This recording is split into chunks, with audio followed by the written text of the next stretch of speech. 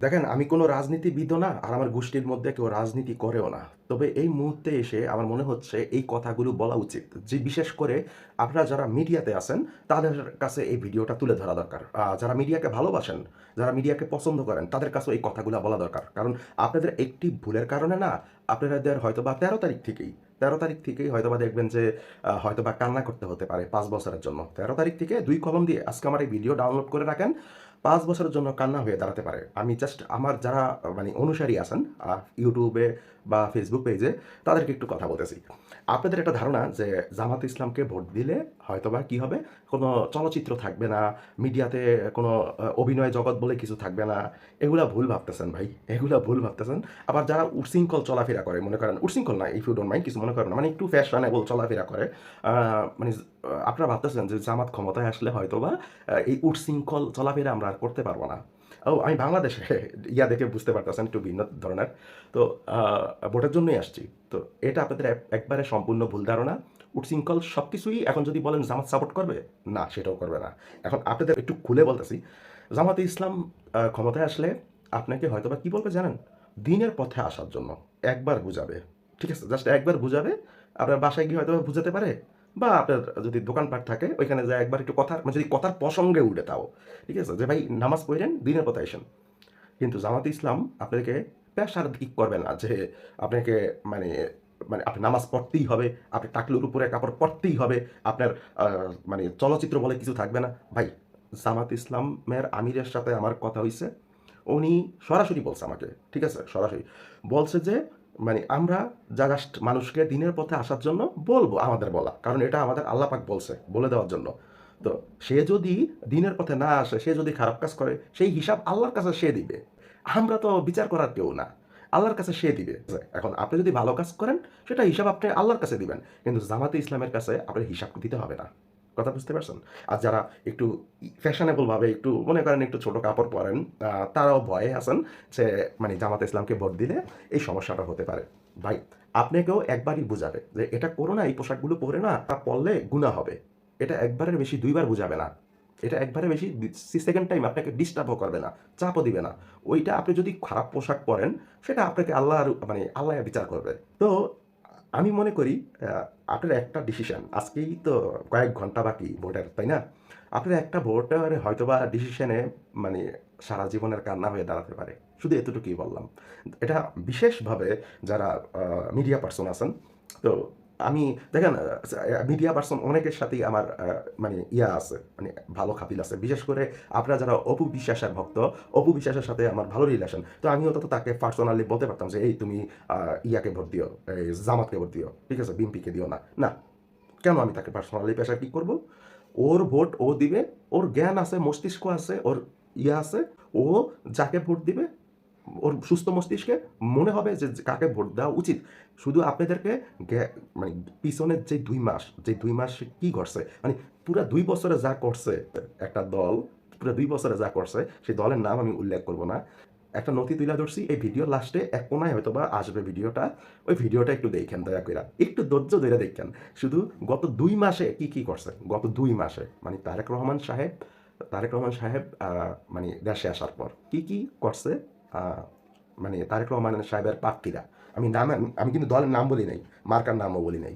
শুধু আমি আ এখানে বলছি কি, ভাই বিবেক, আপনার বিবেক, ঠিক আছে? আপনার বিবেক যা বলে তাই কইরেন। এই লাস্ট ২ মাসে কি, কি ঘটছে?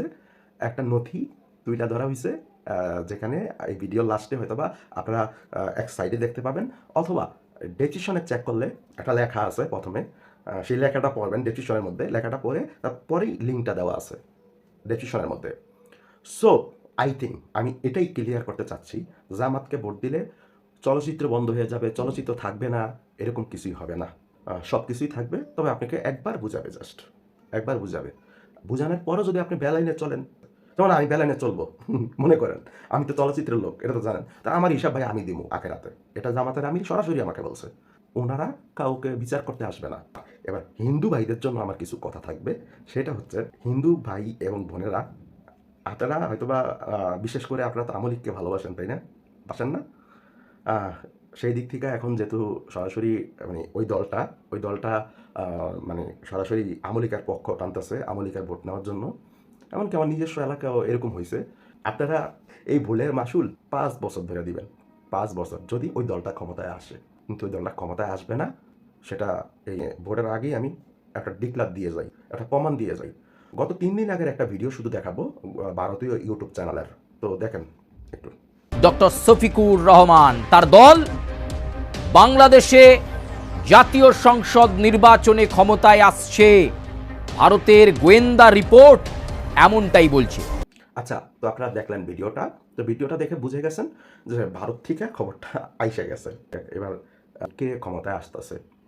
সো আপনি যদি আমি যে এই বুঝানোর পর আপনি যদি ভোট নাও দেন, তাতে করে ডাজন্ট ম্যাটার। দাঁড়িপাল্লায় ক্ষমতায় আসতেছে, দাঁড়িপাল্লায়। এখন আমি আপনাদেরকে বলতেছি, যারা মিডিয়া পার্সন আছেন এবং যারা মনে করেন একটু ওয়েস্টার্ন স্টাইলে চলাফেরা করেন, তাদের কোনো ভয় নেই। তারা আগের মতোই চলাফেরা করতে পারবেন, তারা সব কিছু করতে পারবেন। শুধু ভাই আপনাকে দিনের পথে আসার জন্য দাওয়াত দিবে একবার, ঠিক আছে, বা ২ বারই দিল কথার কথা, কিন্তু আপনাকে কোনো চাপ সৃষ্টি করবে না। চাপ সৃষ্টি করবে না যে আপনি এটা করতেই হবে গাদ ধরে, ঠিক আছে, এটা কখনই করবে না জামাত। আপনাকে কখনই করবে না। চলচ্চিত্র থাকবে, সব কিছু থাকবে, সব এন্টারটেনমেন্ট সব থাকবে। আপনি কিন্তু আপনার একটা ভুল সিদ্ধান্তের কারণে আপনার সারা জীবনের কান্না হয়ে দাঁড়াতে পারে। নৈরাজ্য চলবে। আমার বয়স এখন ৪১। যখন বিএনপি সরকার ক্ষমতায় ছিল, তখন আমার এলাকায় কি হয়েছে সেটা যদি আমি একটু তুলে ধরি না, তাহলে ভিডিওটা অনেক বেশি বড় হয়ে যাবে। এই যে আমি কথাগুলো এতক্ষণ বললাম, আপনার ভোট না দিলেও দাঁড়িপাল্লা জিতবে, কথা বুঝতে পারছেন? তার নমুনা একটু দেখেন।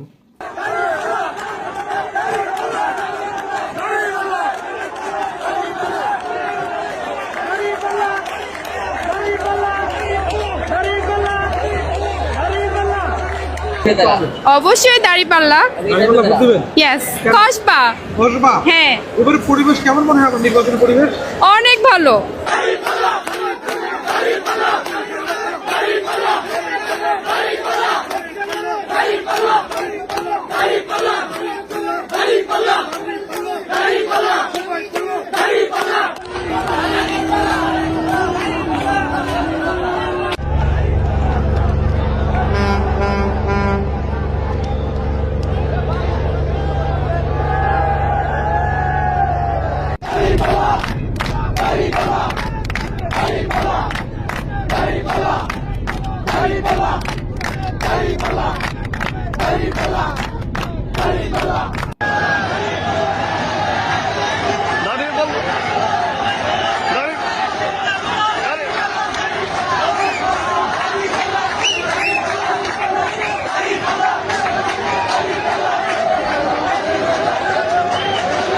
এরপরেও যদি আপনার মনে হয় দাঁড়িপাল্লা জিতবে না, তাহলে ভাই আপনি বোকা স্বর্গে বসবাস করতেছেন এখনো। সো যাই হোক, আপনি ভোট না দিলেও দাঁড়িপাল্লা জিতবে। তবে আপনাকে আমি বলছি কেন জানেন? যে আপনার একটা ভোটের কারণ সারা জীবনের কান্না হয়ে যেতে পারে। হ্যাঁ, ইনসাফ। যদি ইনসাফের কথা চিন্তা করেন, হাদি ভাইয়ের বিচারের কথা চিন্তা করেন, তাহলে ওই ইনসাফের দিকে তাকিয়ে আপনি হিন্দু হন, মুসলমান হন, আপনি উশৃঙ্খল চলাফেরা করেন, ডাজন্ট ম্যাটার। যদি মনে করেন আপনি, আমাদের নাম মানুষ কেন রাখা হয়েছে জানেন? আমাদের মধ্যে হুশ আছে, এই জন্য মানুষ রাখা হয়েছে। সো আপনি কি করবেন সেটা আপনার ব্যাপার। আল্লাহ হাফেজ।